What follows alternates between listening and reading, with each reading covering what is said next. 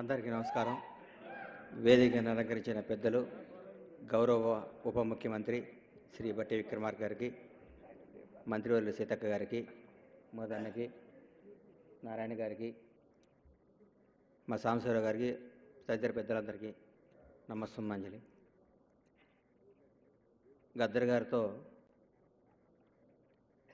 చూస్తూ పెరిగిన వాళ్ళు మేము. ఒక్కొక్క రోజు నాకు గద్దర్ గారు వస్తే గుండె ఆగిపోయేది.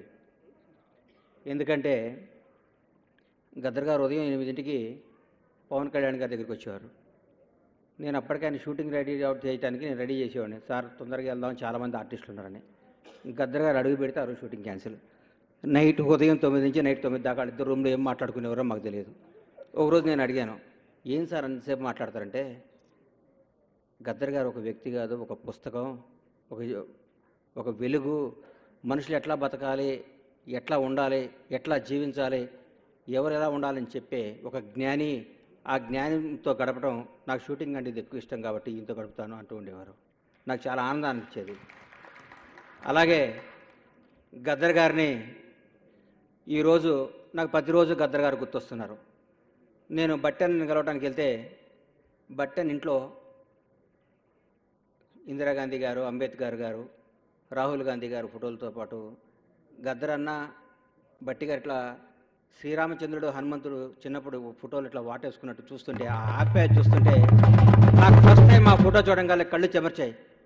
నిజంగా ఒక బంధం ఇట్లుంటుందా, ఒక ప్రేమ ఇట్లుంటుందా, ఇదేంది ఒక తండ్రి కొడుకుల బంధమా, ఒక అన్నదమ్ముల బంధమా, ఏం బంధం ఇది? ఆ ఫోటోలో ఒక లైవ్నెస్ అంత అద్భుతంగా చూసుకున్నాను. ఈ ప్రతి ఒక్కళ్ళకి ఆయన మీద ఉన్న గౌరవాన్ని బట్టి గారు చూపిస్తుంటే నాకు కడుపు నిండిపోయింది. అలాగే గత 10 సంవత్సరాలు 2014 తెలుగు రాష్ట్రం విడిపోయినాక గత ప్రభుత్వం మా సినిమా రంగంని ఎప్పుడు ఎక్కడా పట్టించుకోలేదు. ఎప్పుడు ఏ రోజు కూడా గద్దర్ గారిని గేటు బయట పెడితే గత ప్రభుత్వం, మా ప్రభుత్వం గద్దర్ గారిని ప్రజల గుండెల్లో పెట్టింది.